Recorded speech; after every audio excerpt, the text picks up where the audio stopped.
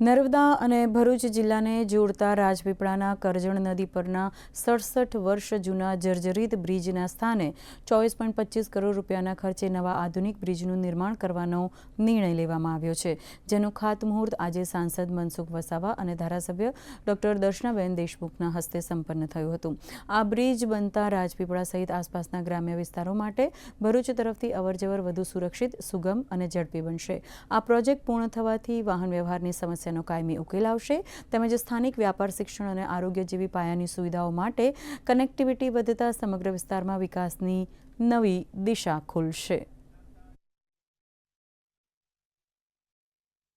Statue of યુનિટીને જોડતો રસ્તો ભરૂચ અંકલેશ્વરથી જે હયાત છે એને પહોળો કરવાના છે ને એના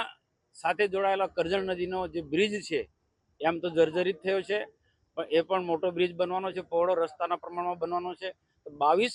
કરોડના ખર્ચે આ બ્રિજ મંજૂર થયો છે, જેનો આજે ખાતમુહૂર્ત થયું છે। આ વિસ્તારનો ખૂબ અમે વિકાસ કરવા માંગી રહ્યા છે અને રાજ્ય સરકારનો અને ભારત સરકારનો ખૂબ મોટો સિંહ ફાળો છે। ગુજરાતની સરકાર અને કેન્દ્ર સરકાર દ્વારા જ્યારે વિકાસના કામો નર્મદા જિલ્લાને થઈ રહ્યા હોય ને નર્મદા જિલ્લાને જ્યારે ખૂબ જ એક ઊંચા સ્થાન ઉપર પહોંચાડવાનું એક જે સંકલ્પ છે અને વિકસિત ભારતનો જે સંકલ્પ વડાપ્રધાન નરેન્દ્રભાઈ મોદીએ લીધેલો છે, ત્યારે આ ગુજરાતને સ્ટેચ્યુ ઓફ યુનિટીના માધ્યમ થકી નર્મદા જિલ્લાનો પણ વિકાસ ખૂબ થાય અને એ શિક્ષણના ક્ષેત્ર હોય, આરોગ્યના ક્ષેત્ર હોય, લોકોને